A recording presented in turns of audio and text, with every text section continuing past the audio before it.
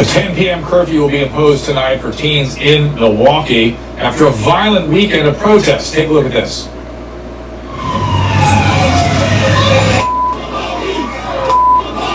The weekend of violence began on Saturday with demonstrators torching several businesses, overturning cars and throwing rocks at police to protest the police shooting death of 23-year-old Sylville Smith.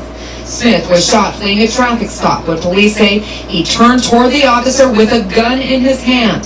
The officer's body camera capturing the deadly encounter. Milwaukee's mayor tried to address the festering anger about whether the shooting was justified. Without question, he had a gun in his hand. CNN correspondent Bryn Gingras is in Milwaukee. Bryn, any signs of trouble tonight? Well, so far so good, Drew. We, this time last night, there were people beginning to congregate and get riled up. At this point, though, it does seem calm. Behind us is one of those spots that got hit over the weekend. You can see the gas station torch behind me along with some cars. A little bit further than that, there are police here on standby. But so far, we haven't really seen people sort of gathering at this point. And as you just heard, a curfew is in place. It's always in place. It's actually just going to be enforced tonight for teenagers, 10 o'clock. They've also shut down a park about a block from here, hopefully to make sure to curb this violence that they saw over the weekend. I heard National Guard was standing by. Are they actually out there tonight? Well, they're really leaving it up to Milwaukee police. They have them on standby, so if Milwaukee police want to bring them in, they have the authority to do so. But right now, they haven't called for that, and at this point, there's no signs tonight that they'll call for that. But of course, yes, as you said, they are on standby, Drew. And Bryn, I don't know if you can say much about this, but we're hearing that the city of Milwaukee, has struggled with racial tensions long before this shooting. Is that true, and are people really now addressing this? Well, that's certainly the sense that we're getting, that this incident that happened with Sylville Smith over the weekend, it really was just the boiling point of what people have been feeling around here with the lack of jobs, the lack of education. Even Smith's father came forward and said, you know what, I failed my son, and I may have led him to the direction that he was living at this point before his death. So there's certainly a lot of frustration here and a lot of tension, and again, this might have just been the boiling point, Drew. Thank you, Bryn. Thank you. Also joining me, Ariva Martin, attorney, spirit, psychotherapist, host of My Current Situation, Atlanta, premiering August 20th on Centric. John Cardillo, former NYPD officer, host, radio host, and Tariq Nasheed, filmmaker, Hidden Colors 4, available on Amazon. Now, Sylville Smith was pulled over and then took off running. Police say images from the officer's body cam show for sure that he was carrying a gun and he turned and threatened them. John, my question, though, is was police protocol appropriately followed? 100%. And it's important to note, Dr. Drew, we lost a 31-year-old police officer in Georgia last night, shot and killed on a routine car stop. Same situation, he didn't get the jump on the bad guy. This was a fleeing suspect with a visible firearm. Important to note, a young African-American police officer, no racial component here. Cop was just in fear of his life from a guy with a violent criminal history. Guy turned toward the cop. Cop deployed deadly physical force in a legal and justified manner. 100% textbook. Ariva, is that correct?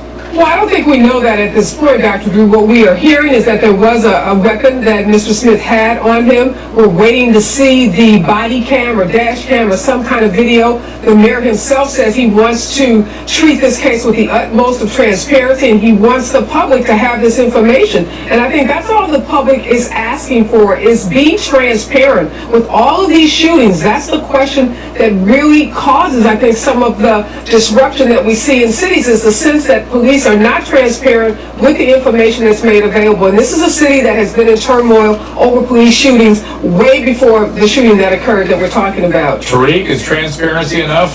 Well, they're not being transparent. What happened this weekend, this was a bigger picture. We have to look at it in context. A year ago, there was a lawsuit settled in the city of Milwaukee where they had to pay out 74 black people for being illegally strip searched. So this place, Milwaukee, they've been complaining about systematic white supremacy in this city for a long time. It's one of the most racially segregated cities in America. They funnel black people into the prison systems out there disproportionately. So this was just the icing on the cake that happened, and we need to look at it in the bigger context. Okay, so Tariq, now let's slow you down. I get you, and I think you've always emphasized your sense that there's an infiltration of the police by what you have called race soldiers. Right. This is not that.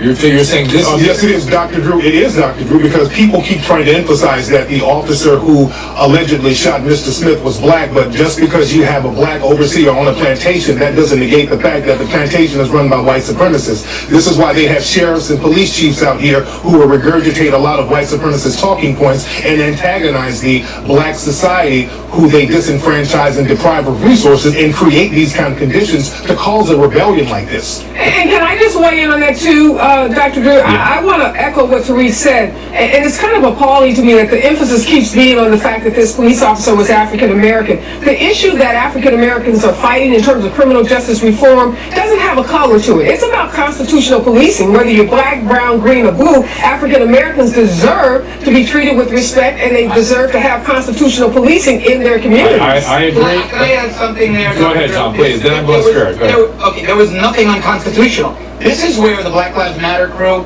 loses the argument. This was a bad guy. This was a bad guy who was doing bad things his whole life, stopped by a good guy. And I should note, his prey, he was a predator on the black community, stopped by a good son of the black community. This is where Tariq and Ariva should point to that police officer and say, aspire to be him, not Sylville Smith. John, we don't need you to tell us who are good or bad African Americans. That's offensive language that you're using. It's incredibly demeaning. One at a time. Spirit, I need, this is right when I need Spirit. Spirit, my head's spinning because I don't feel like I can win. No matter what I try to do to make things better, make peace, how do we push this thing forward? Well, because the reality is that there is no win here. I mean, John mentioned the Black Lives Matter movement. This has nothing to do with Black Lives Matter, so I won't even let it go in that direction. But what I will say here is I'm with John in terms of that this was a criminal. We have to be real about the fact that criminals come in all colors, all genders. And so when someone turns a gun on a law enforcement officer, the likelihood is that you are going to be shot and killed. We have to deal with that. But what we also have to talk about, Dr. Drew, is that this is simply history repeating itself. We've had the Watts riots. We've had the Rodney King riots. We've had Ferguson. How many more riots do we have to have before we deal with the systemic racism and the real issues that are the impetus of issues like this? So that when someone commits a crime, we will deal with it as it should be appropriately and not use them as martyrs. But you guys, I think Tariq was actually on to something that we could productively evaluate and work with, which is something maybe was going on in Milwaukee, and that something maybe needs to change, right? Absolutely, Okay. and the fact that black people are so easily criminalized, I don't like the fact that they're just saying that this man is a criminal. I don't know. I look at the record, He pulled a gun on a cop. We have to be real about that. Do you have He pulled proof a of gun on a that? cop. Do you have proof of that? All right, hold on. I saw. Next up, conversation goes on, and later, how could a 6-year-old boy beat his infant sister to death? Their mother allegedly left them alone together. That is how, and we will keep this conversation going. I will give these guys their mics right back after the break. I just have to go. We'll be with you in a minute.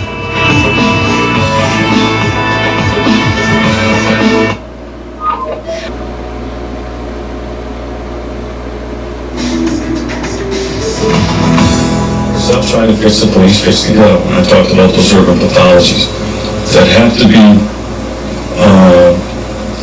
addressed to shrink the size of the underclass. We looked at growth of an underclass here in Milwaukee. We saw some of their behaviors on display last night. So you shrink the size of the underclass. How do you do it? You reduce poverty. You fix the schools. You put people back to work, meaningful work. You hold people accountable for effective parenting. Sylville Smith died Saturday when he ran from a police officer who pulled him over. Police say body cam footage proves he had a gun, and the officer allegedly justified. Now the family of this victim is begging people in Milwaukee not to react with violence. Back with Ariva, Spirit, John, and Tariq. In the city of Milwaukee, as we're just hearing the, I guess, someone tell me what his actual title is there. I want to get that right. He's the police chief? Sheriff. He's the sheriff there. Sheriff of Milwaukee County, Dr. Drew. Okay. And we saw him at the RNC, and now here he is in the middle of a crisis. The City of Milwaukee Health Assessment found it is the most segregated major city in the country. And Tariq, to that context, you were starting to speak when we went to break. Go ahead. Absolutely. Because it's a segregated city and it's dominated by white supremacy, we're told to believe that it's some type of equality just because they'll put a black face like Sheriff Clark on white supremacy, but he's put there to hide the racism and to hide the white supremacist views and regurgitate those views, which further antagonizes people who are already being oppressed. What about what he was saying about an underclass and poverty and these other issues that he... All of those issues, Dr. Drew, are caused by systematic white supremacy. They don't happen in a vacuum. When I talk about white supremacy, that's the cause of all of this stuff. They could not deprive the people of the resources. They could not mass incarcerate people. They could not deprive people of jobs and resources. So we have to look at it in the context of systematic white supremacy. Spirit, go ahead. Spirit, then John. Go ahead, Spirit, go ahead.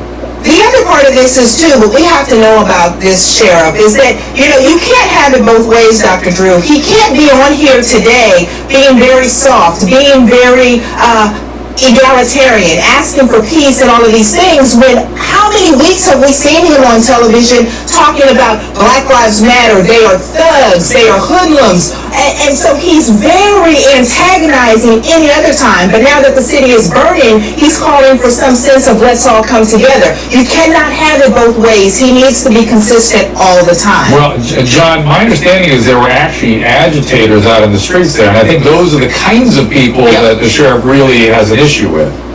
Yeah, it is. And Tariq there's a fundamental flaw in his argument. Sheriff Clark is a constitutionally elected sheriff. He wasn't appointed by anyone. The residents of Milwaukee County have elected him over and again. So you're Yes, they have. The white supremacists. No, that's ridiculous. It's not ridiculous. The white supremacists. They've elected him. Now, Dr. Drew, let's go back on point. Yes, there were agitators. Tariq and Ariba and Spirit to a degree. Oh, I love my buddy Spirit. They're ignoring the video upon video of the crowd screaming, "Are they white? Get them! Destroy their cars! Beat the white people!" Hold on. Let me finish. Random white residents and citizens trying to get home through the war zone being attacked, their cars being dented, their lives being threatened because they're white. You don't want to talk. John, hold on. I'm going to go to Reba next. But Reba, my understanding, I've actually spoken to people that have family, African American friends of mine who have family in Milwaukee, and they were scared too. Everyone was in their houses. This were not representative of their community necessarily out in the streets. No one on this panel, Dr. Drew, is condoning any violence by anyone of any color, any nationality, any race. We're not sitting here suggesting that burning those buildings or taunting white people or terrorizing black people is the way to deal with systemic racism, and we're not condoning violence. What we are saying is let's talk about what causes us to see violence in urban communities. Let's talk about the schools. Let's talk about the housing situation, the job situation, and all of those things that go into what we're seeing erupt across these cities. And like Spirit said, this sheriff lacks complete credibility on any of these issues. Reba, hold on though. But Tariq just attacked the sheriff for using those issues. I didn't attack him now, Dr. I didn't attack him. You didn't. You took issue with it. Made an observation. That by using those issues as the centerpiece, he was deflecting from the real issue. But here, Reba, you're using the same rhetoric. Well, look, this is where I am on this issue. There are multiple issues when we look at these police shootings. There's an issue of constitutional policing by police officers. And there's an issue that plagues urban communities in terms of schools, jobs, education. We can't get away from those things. And for me, they're inextricably tied. Okay, that's okay, but what the one thing you said, I think, I'm always trying to find a middle ground for us all to agree upon. The thing we can all agree upon is there are a lot of social issues that need to be addressed. And what we talked about with regards to this sheriff is his credibility. This guy's one of the most divisive people in the nation. He comes on television and he demeans African Americans, and he has been a lightning rod on these issues. So when we hear him talk about reducing poverty, we really ask the question, really? Are we to believe you? Is this something that's really important to you, or are you just reacting now because your city is erupting? So I just don't think this guy has any credibility. Let me get Spirit back in here. Spirit. This is where the rubber hits the road with me on so many issues in this campaign season, which is we all kind of want the same thing, don't we? And to say that yeah, and I'm sure that sheriff wants the same thing that we all want, which is to bring people up and to. What? How we see getting there, Dr. Drew, is very different. I understand that. But maybe there's an opportunity for him to really be that person that brings the two sides together. You know, this is rose-colored glasses that you're looking through. The reality is that not everybody wants everybody to have the same thing. I would agree with you that we all want the same thing, but not everybody thinks that everyone is entitled to that sharing in this kind of equality. Because some of us believe that in order for me to have all of mine, that means you have to have less. And because I've had it for this long, I'm not willing to give up any part that I have so that you can have some of this too. They call that socialism, and not everybody is interested in that model. Yeah, but everyone is certainly interested in everyone having the same opportunity and the level I don't think playing. that's an accurate I don't think that's true. In my experience, but everyone stop yelling at me. I'll leave my rose-colored glasses on. Thank you very much. We have to leave this topic. Thank you all. Next, a mother arrested because her 6-year-old son allegedly beat her newborn baby to death while left alone.